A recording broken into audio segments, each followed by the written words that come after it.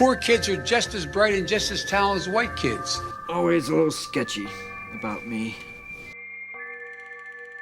A lot on his mind, Johnny.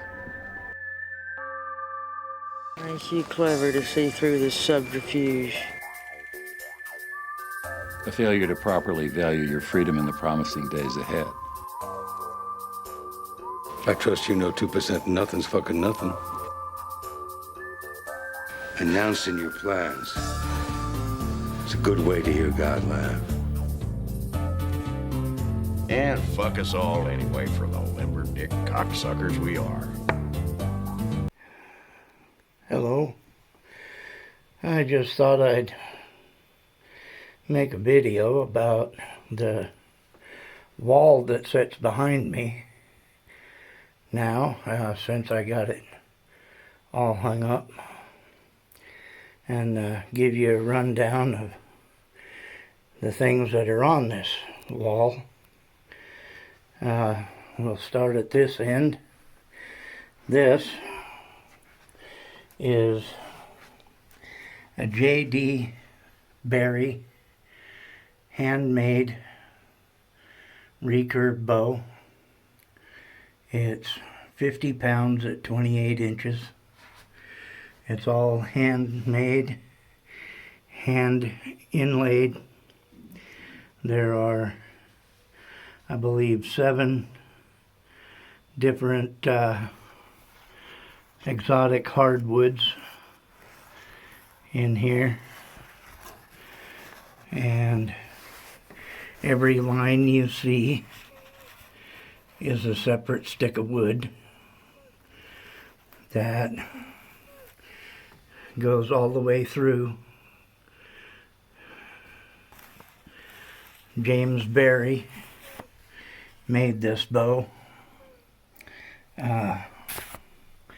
This one is called, the Buck Zapper. That's right. You can see my name in there. And I named this one the Buck Zapper. This one was the second bow that I had him make for me. The first one we'll get to on the other end. It's a long bow. Wow. Get a hard breathing.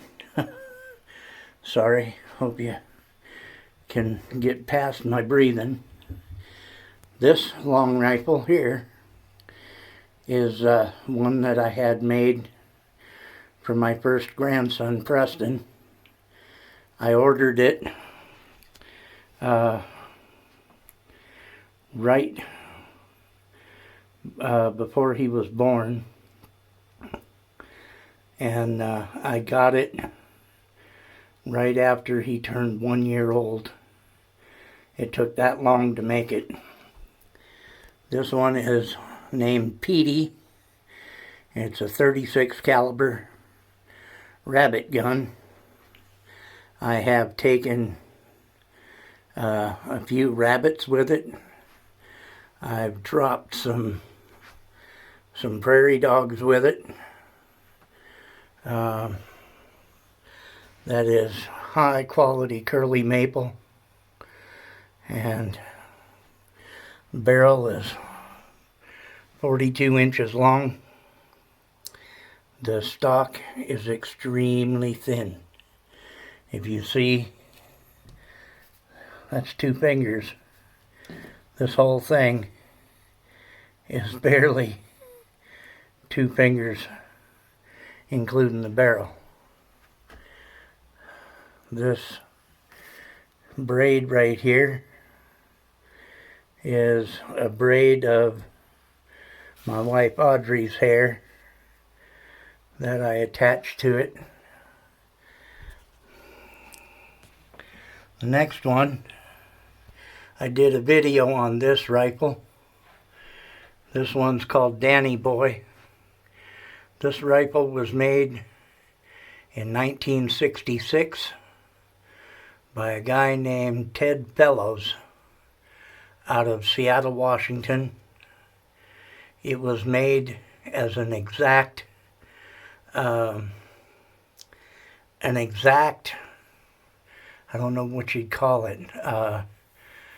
The TV show Daniel Boone had an episode called The Gun. And in there, he walked from Kentucky to Pennsylvania to have a rifle made special for him. And exactly what he described in that episode of Daniel Boone mimics exactly what this rifle is. And if you watched my video on Danny Boy, my first Kentucky long rifle, this is the gun I'm talking about in that episode, or in that video. And the episode of Daniel Boone called The Gun is exactly what describes this rifle. Everything Daniel told the rifle maker that he wanted in a gun describes exactly this rifle. This last one I had made, handmade, by Tennessee Valley Muzzle Loading. This is the highest quality curly maple as well as the bottom one. This one, oh, I'm sorry. Before I get up there, this one, Danny Boy, is .45 caliber. All of these are made for round ball only. So this one is a Tennessee style rifle. You can see the really deep shoulder mount or butt. And this one is .54 caliber. I had it made because I was putting in for moose and elk here in North Dakota, and you're only allowed to draw one tag of each of those in your lifetime, whether you get one or not. So I wanted to make sure the .54 caliber, it has to be at least .50 caliber to hunt those with a muzzle loader. I wanted to make sure I had a round ball big enough, and it's got the full buckhorn rear sight. This one has a swamped barrel. If you notice, well, you might probably not even notice it, but a swamped barrel, what it is back toward here, it's thicker through in here. Then the barrel goes down and it tapers slightly, and as you get toward the front of the barrel, it widens back out again. So through the center, it shrinks, and then it goes back out to it's a pretty light rifle. This one only weighs about 7.5 pounds, and it shoots like a dream.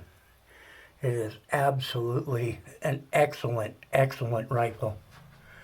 I had that one made specially for me for moose and elk. So now this one, the .45 caliber, weighs 9 pounds, and that's exactly what Daniel Boone show said it should weigh.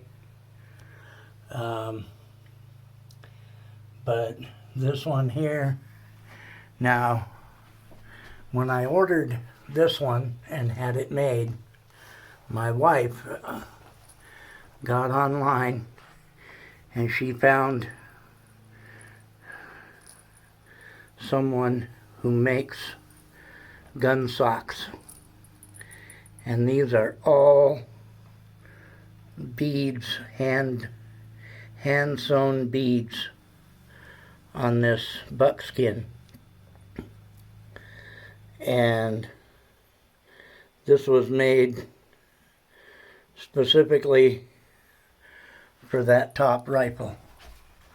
And if you look back here, it's both sides of the gun sock. Are identical. And just absolutely beautiful work. That was a birthday present just specifically for that rifle right there. Okay, so we get over here, and this longbow, take this down for a minute. This is a J.D. Berry longbow that specifically has 11 exotic hardwoods made specifically for me. The light stripes that you see right here are elk antler, and they go all the way through. No, they don't. Those are just inlays. But everything else goes all the way through, all the way. These are 11 different exotic hardwoods in this longbow. This longbow is called the Buck Swatter. And the reason I had him called this the Buck Swatter is because I always loved shooting traditional bow ever since I was a little kid. I loved it so much, and I got so good at it as a kid that I got in trouble with it twice. I lost 2 bows. They were taken away from me by my parents because, well, the first one, I shot one of my aunt's chickens in the neck, and we wound up having chicken that night for dinner, and that was a bit of a problem. So they took my bow, and the next one, I shot one of my friend's mom's pots. We were trying to find targets, and my friend went and brought out one of his mom's aluminum cooking pots, and I shot it, and we didn't think anybody could hit it. I told him I could hit it. I just didn't think that the arrow would go all the way through it, but it did, because it was just one of those little bear bows, like a 15-pound bear bow that you used to get at Kmart or Woolworths or, Ben Franklin when I was a kid, those little places. Anyway, I lost bows, but my favorite fly swatter has always been a rubber band. And I could pick a fly off the wall. I could pick a fly off the ceiling with a rubber band, a good thick rubber band. And I got really good with the rubber band. And that was my quote-unquote fly swatter. So, when I finally had enough money to have that bow made, I told him I wanted the name Buck Swatter on it. That's not for hunting flies, that's for hunting deer.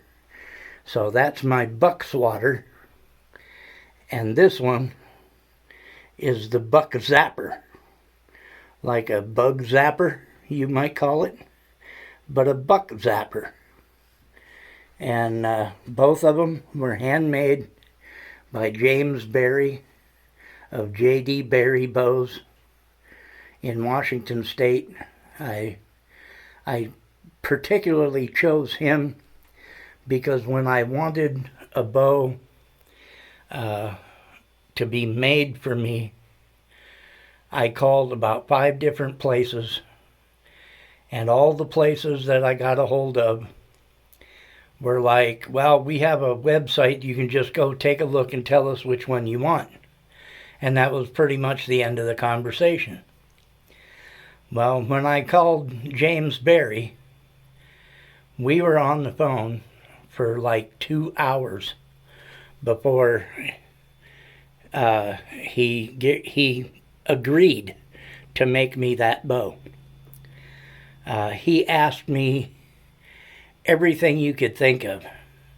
What are you going to use it for? Are you going to use it just for target shooting, or are you going to use it for hunting? I said, well, probably both. I said, I'm going to hunt with it, but I'll be doing way more target shooting than anything else. Well, he made sure that it was fitted with the correct shelf and everything here so that it didn't make noise. And this thing is so silent when you shoot it, you can't even hear it. This one is 46 pounds at 28 inches. And he had me literally, like you did when you were a little kid, he had me put my hand, well, the hand I hold it with, he had me put my hand on a sheet of paper and trace all the way around it like you did in kindergarten, you know, to make the turkey. And I had to send that to him so he knew exactly the size of my hand and the palm of my hand. He wanted to talk to me about where I was from, where am I going to hunt with it. And I'm in North Dakota. So during hunting season, it gets pretty damn cold in North Dakota. So he wanted to know all this stuff. He was asking me questions like crazy. And it really impressed me how much he wanted to know about me and what I was going to use this bow for and everything before he even agreed to make it for me. So that's the kind of guy I wanted to make my bow. And he has these kind of weird little bugs. There's, where in the hell is it? Maybe it's at the bottom. But there's a, might be able to see it on this one. Yeah, here we go.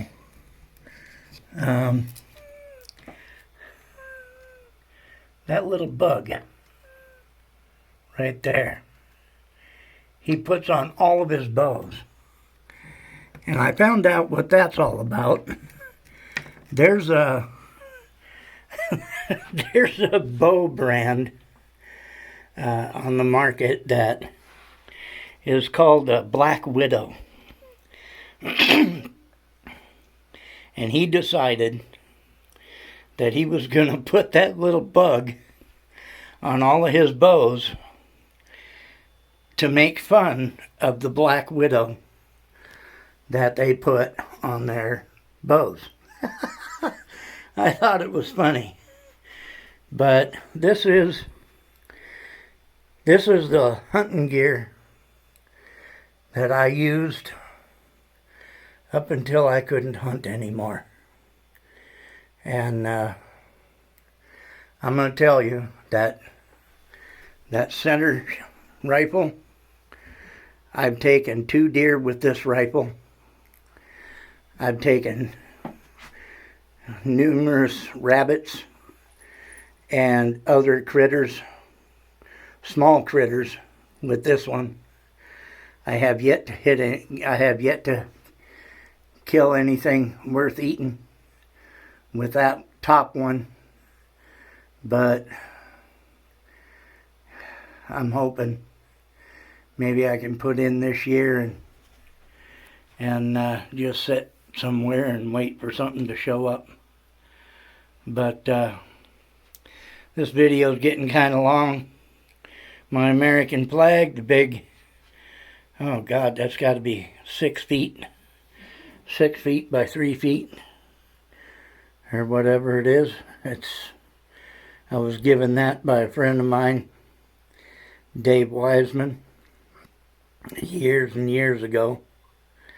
And I just thought all of that would make a good backdrop for my videos.